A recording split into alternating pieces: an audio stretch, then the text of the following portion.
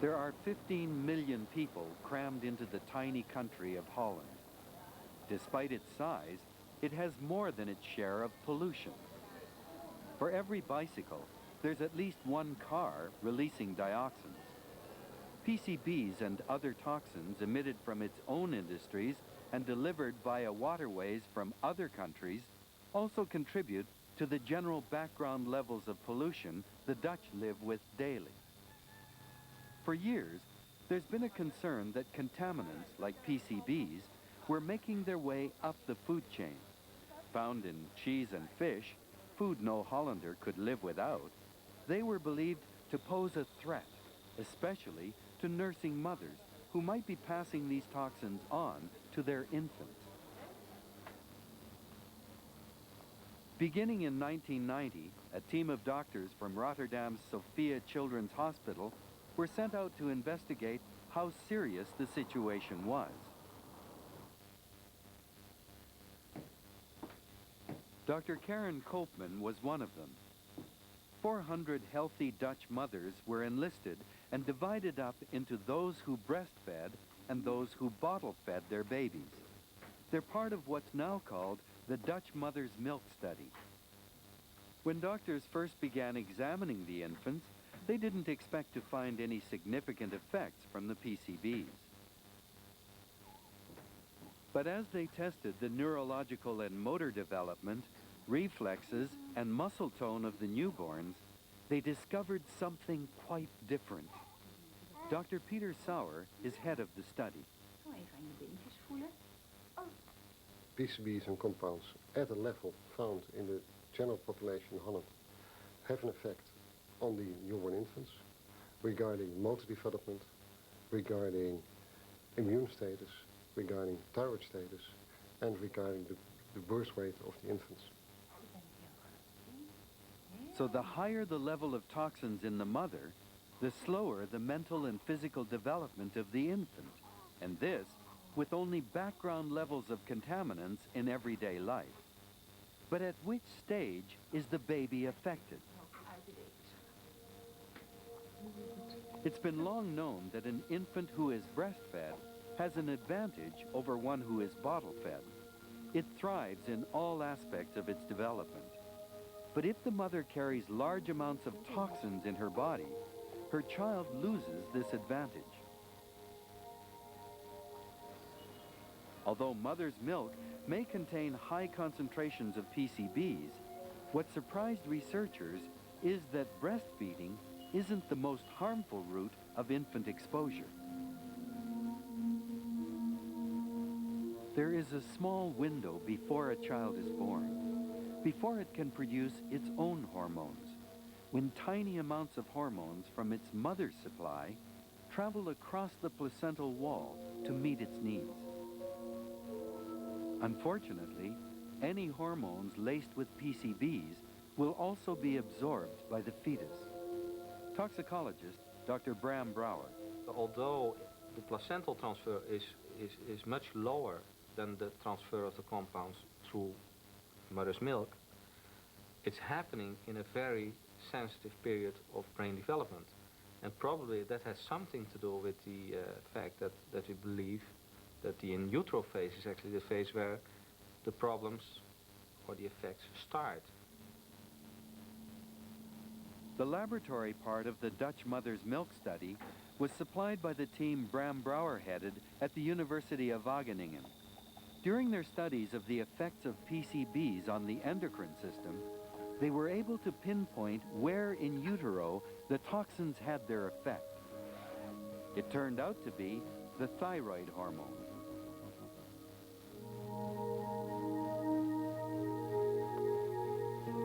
They were actually able to see the white shapes of PCBs infiltrated into the heart of the protein that carries the thyroid hormone molecule. The thyroid hormone plays a crucial role at a sensitive phase of fetal development, when the pathways in the brain are laid down. The slightest disturbance will affect the lifelong development of a human being.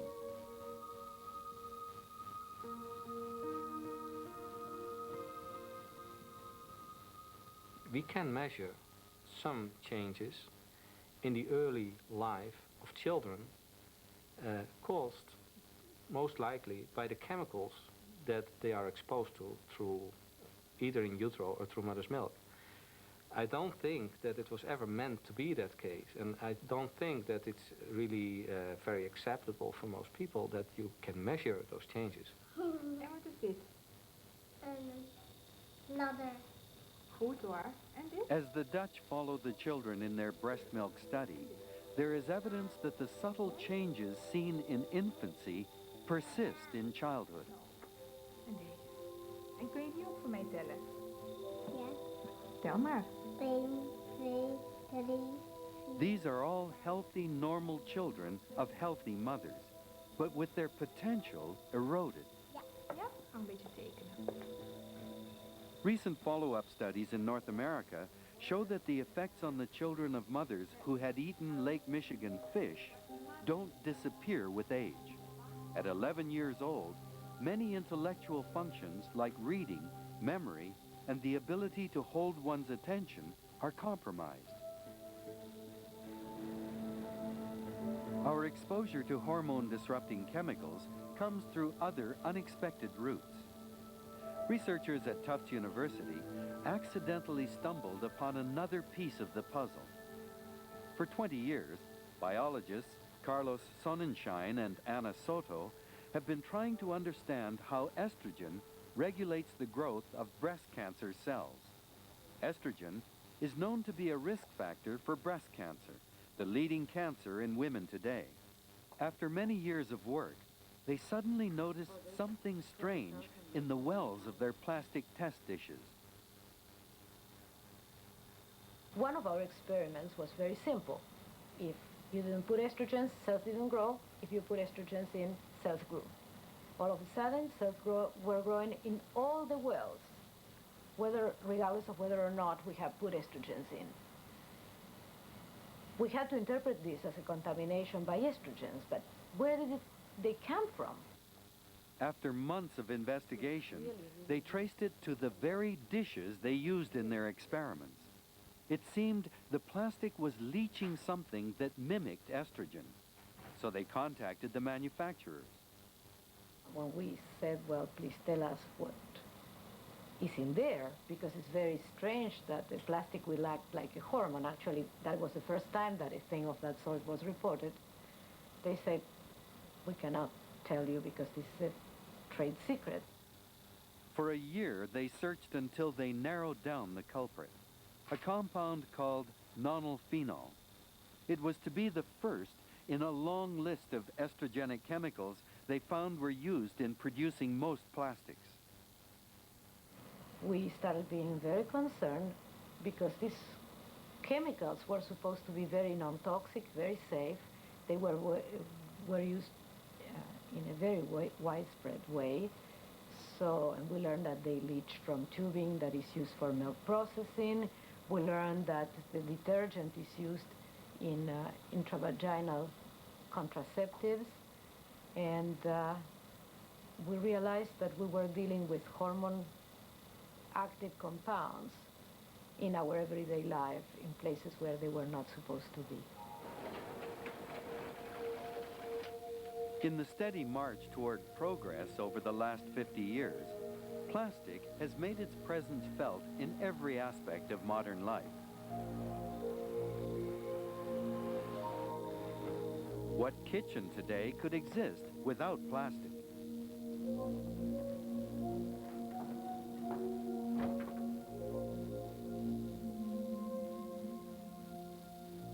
The insides of tin cans are coated with plastic, and when we put the plastic dishes into our microwave ovens, they silently leach potential endocrine-disrupting compounds into our food without us even suspecting.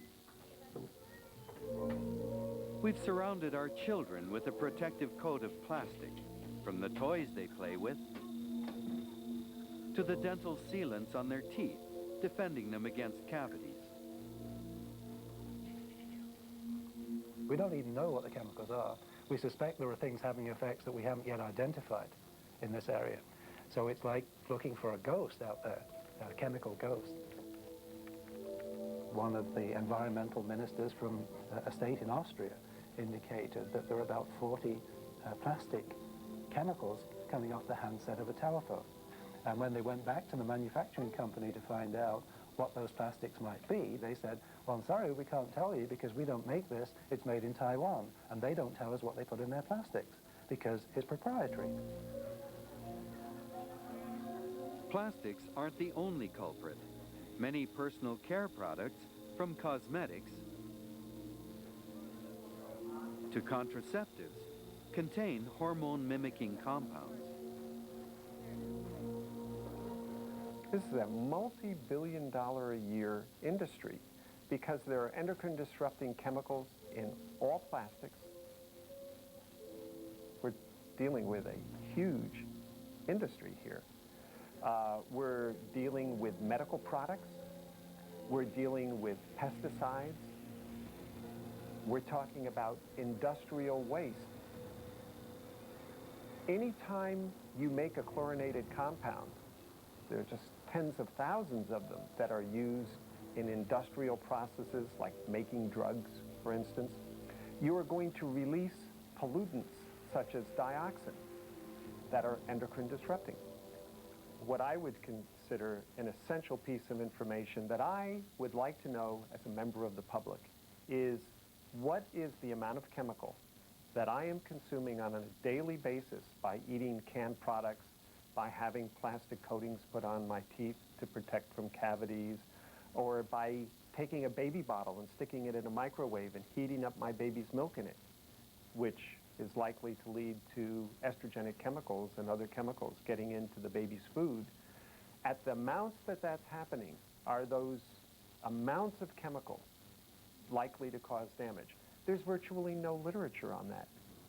We test one chemical at a time for one effect at a time. But in the toxic soup we've created, chemicals don't act alone. It's more than just a single chemical effect we're talking about here. We're looking at a mixture of toxicants, and it would appear that the mixture together is far more potent than any of these single contaminants alone.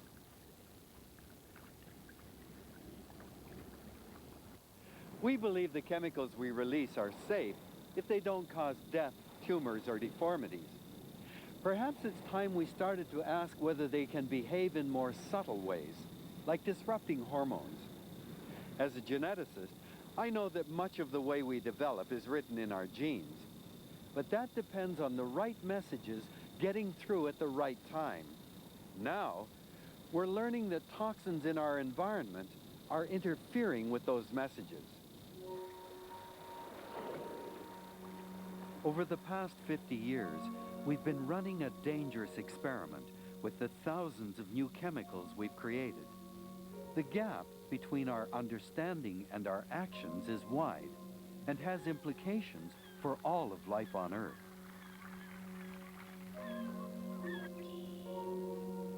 We know that the endocrine system of humans and other animals is the same.